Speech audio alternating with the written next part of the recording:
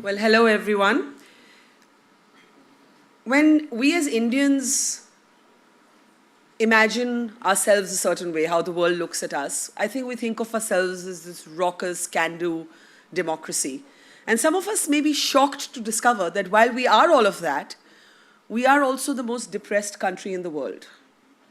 I'm not sure how many of you actually knew that, because when I discovered it, it was a real revelation to me that 36% of us as Indians are or will be depressed at some point in our lives. Let me share another statistic before I introduce my guest this morning. 371 people at last count, 371 Indians kill themselves every day. That was approximately more than 134,000 people kill themselves every year in India.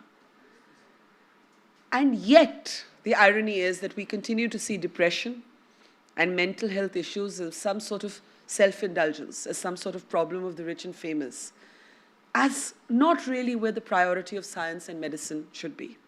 Well, here we are in conversation with two people who are going to tell us why that needs to change, and that needs to change yesterday. First up, somebody who actually does not need an introduction. We know her from our cinema. She's one of our most celebrated actors. But she's somebody I admire for a different reason, in addition to her star power and her talent. She decided to go public with a deeply personal and intimate story on her own struggle with depression. In fact, in a 1-hour nationally televised interview with me. And then wanted to follow it up with concrete action, so actually created a foundation to help others who grapple with the same issues.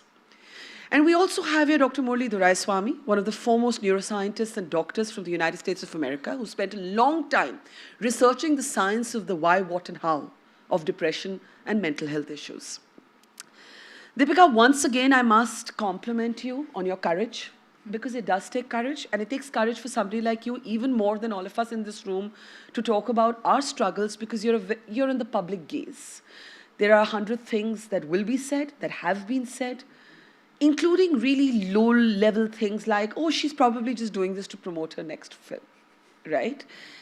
And I know, because I was in that conversation with you when you broke your silence on this on television, how difficult it was for you, how painful, how raw when you talk about it. And therefore, I'm going to say sorry, because I am going to, in a sense, put you through that moment again, because there are people in this room who may not be familiar with your own story. So let me start by asking you, when did you know that you were depressed? When did you start calling it depressed? And why did you, this fantastical woman on our screens, decide to go public with something so personal? I think it started with just a feeling. It started with just a feeling of not being completely there, of feeling like, like we spoke about, that pittish feeling in your stomach where, and just breaking down for no reason. And truly just feeling completely lost and not understanding what was happening to me. And I think it was the intervention of my mother, who was visiting me at that time. And I think I lived with it for a while, actually. I was filming a movie at that time, and I had no idea what I was going through. And I'd go to work every day. I'd literally have to pull myself out of bed and go to work.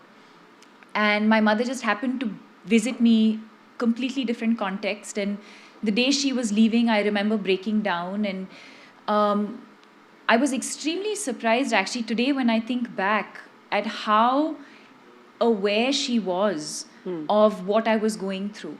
And the first thing she did was to call a family friend, and Anna Chandy, who's a counselor. But today when I think back, and of course I was hesitant at that point because I wasn't aware of what I was going through. And at the same time, for me, Anna is someone who's also a family friend. So I think that's where I sought comfort. But at the same time, I don't know if I would have done the same thing if I didn't have, sort of that comfort level. But it was my mother who really sort of identified the symptoms and immediately called her up And in one phone conversation with Anna, she sort of understood what I was going through. But at the same time, I think it's the way she dealt with me and with the situation at that point. She didn't raise any alarms. She made me feel like it was completely normal and okay, and that we will get through this. And then, of course, with her and Dr. Sham Bhatt, who, have worked on me, you know, so I think initially I was also reluctant to take medication. But I think at one point I was just extremely exhausted. I couldn't do it anymore. And I think that's when I decided to sort of, I said, okay, let me start medication. Let me accept this help that people are willing to give me. And today there's a lot more awareness. I don't think I can say that I'm completely over it, but it's always a fear at the back of my mind that I might always have a relapse because it's been such a bad experience for me. What was the most, I remember you telling me that you felt that pit in your stomach, you felt empty, you felt directionless, that you would lock yourself in your vanity van and sometimes just cry, and you did not know why you were crying. That sometimes it helped to have people around, but sometimes it was the exact opposite. That sense of being closed in by a crowd when you're feeling isolated within yourself. Yeah, it helped having people I was close to and familiar with. It was comforting to have them around because then I could break down if I felt like, and if I had questions or thoughts in my head, I wouldn't hesitate to ask. But at the same time, if I was in front of the media or at an event, which happened many, many times, that's when I'd feel a bit suffocated because I didn't want to break down in public. And this is before I made up my mind to go public with what I was dealing with. Today, if that happens to me, if I ever go back to that space, and I hope I don't, I don't think I'd think twice about exposing the way I feel. And I think a large part of one's road to recovery is to accept what you're going through and to not challenge it, but to embrace it.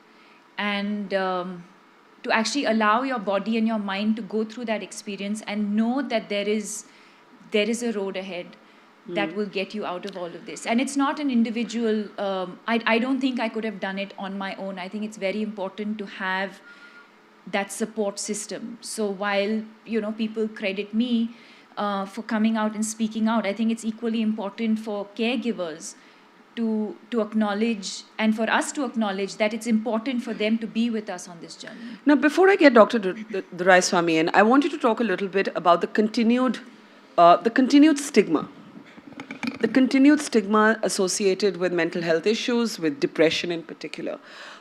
Even today, if I were to be honest, in terms of eliciting responses here, even in this room with very educated, very aware people, in drawing rooms you will hear loose and idle chatter saying, oh, why is Deepika depressed? She has everything. She has money. She's fame. She has talent. She's going places. She's, depression is treated as a indulgence. Like, only people who have no real problems are depressed. So when you came out in that conversation and millions of people saw it online, on television, read about it, were you worried that the people were going to be horribly mean? And were some people horribly mean? No. I don't think anyone was mean, but I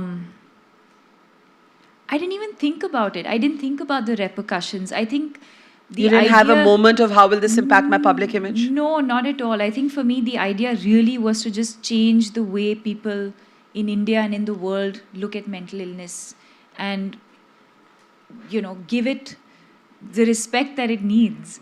I think the idea really was to just change the conversation because I had experienced like literally a pre and post.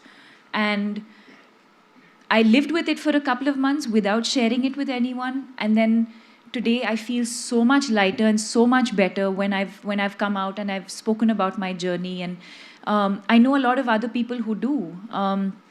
There's not a single day where I've probably not met someone who has come up to me and said, thank you for sharing the story.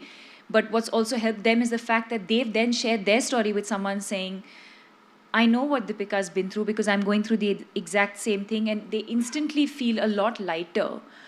What was the toughest thing about that phase of your life? Was it feeling like nobody's going to understand? Was it the sense of losing control? Was it the sense of, you know, surrendering almost? Like you almost have to surrender to it before you can get better. You can't fight it. A lot of people think it's mind over matter, but actually depression is matter of a kind, and I'm going to talk to the doc about it in a second. But what was the toughest thing about that phase of your life?